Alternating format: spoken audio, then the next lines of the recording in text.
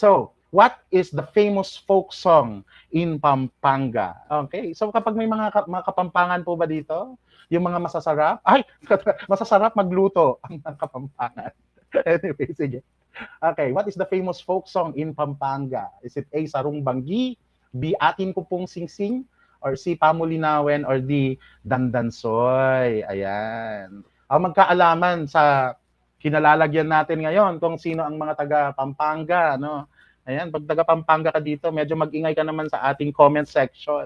Kapampangan song. Alright. Sige, ang tamang sagot ay, para hindi tayo masyadong tumagal, na Atin Ko Pong Singsing. Ayan. Sample, Ariana Grande. May Ariana Grande dito sa chat natin. Dapat kakanta dito. Ayan, sige. Ang sabi ni Lindy Bermundo, Sarong Banggi from Bicol. Tama yon, no? Ayan. So, paano to? Sample to. Atin Ko Pong Singsing, metong yang timpukan, amanake iti, kang indong ibatan, sangkan keng sinino, hindi ko na makita to. King nitong akaban, talalalalala, lalalalalala. Ayan. Wow! Sabi, makilala kong taga Pampanga, di naman masarap ang luto. Bahala kayo dyan. Anyway, sige. So, welcome to the Culture and Arts Department. Ayan, sige. Eto na. Yun ang tamang sagot, no? Letter B, Atin Ko Po Singsing. So, galing yan ng Pampanga. Pero papayag ba tayo na hindi natin isample yung mga ibang kanta natin? Ayan, sige. Nakita ko si Melanie Jane Mananyon. Melanie, dapat sample. Ayan. Hawak ni Coach ang beat. Mamaya, hawakan natin ang beat. Ayan.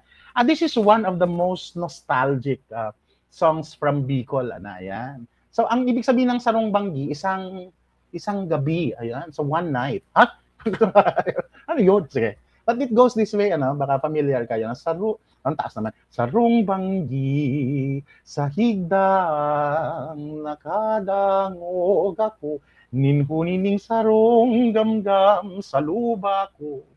Katurugan, bako kundi simong boses iyong palan. Diba? Shalan. Sabi ni Princess Yasmin, Ellen Adarna, sabi niya, it's a yes for me. Wala bang golden buzzer dyan?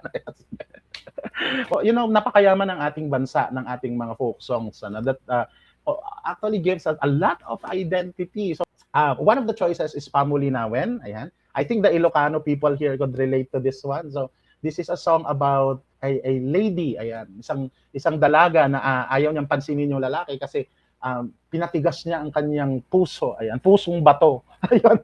So bago pa nagkaroon ng pusong bato, meron ng pusong batong folk song. No? Pamulinawen is just like that. Ang ibig sabihin ng Pamulinawen is a very hard stone, no?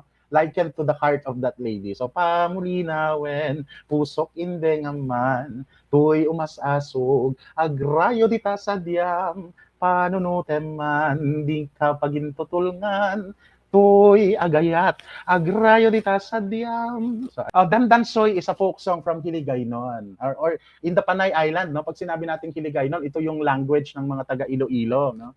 Mga palangga, gid ka mo na, no? Ang Dandansoy po galing sa Negros. Ayan, naghalin gid ya ang Dandansoy, gid ya nakanta na ina sa Negros gid. So Dandansoy, bayaan ta ikaw.